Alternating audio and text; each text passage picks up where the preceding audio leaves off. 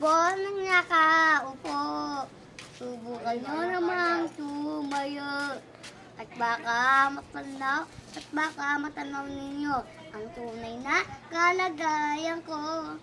Kasi naupo hindi po ba kayo sa loob ng malaking bahay at malawak na bakuran, mataas na pinapaligid at nakapilang mga mamahal sa sakyan. Mga batay na laging bulong ng bolong, wala namang kasa pero marami nang nakabar. Lumakas man ang ulan ay walang butas ang buba, mga apel at kutsara na hindi kilala. Matutungatan kanina si puti ng gatas ng sakaw. Kahit na hindi pasko sa lamesa ay may amon, ang sarap siguro manirahan sa bahay na ganyan. Sabi pa nila ay dito mo rin matatagpuan ng tao na nagmamaali ng isa.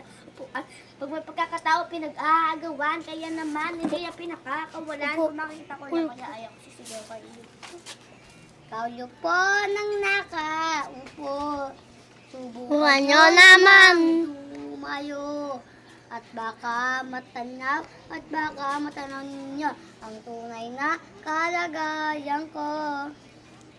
Mawalang galang na po sa taong nakaupo. Alam niyo ba, patakas ng bigis namin na di po na ang dinding ng bahay namin na pinagtabing-tabing ngero sa gabi. Sobrang init na tumuto na di kayang bilin upang ilagay sa inumin. Pinakulong tubig sa lumang takurin. Uling-uling gamit ang pangatin na inanod lang sa estero. Nagsisibig ko sila sa umaga. Yaming badyo ang aking amay kayaman ng itakader.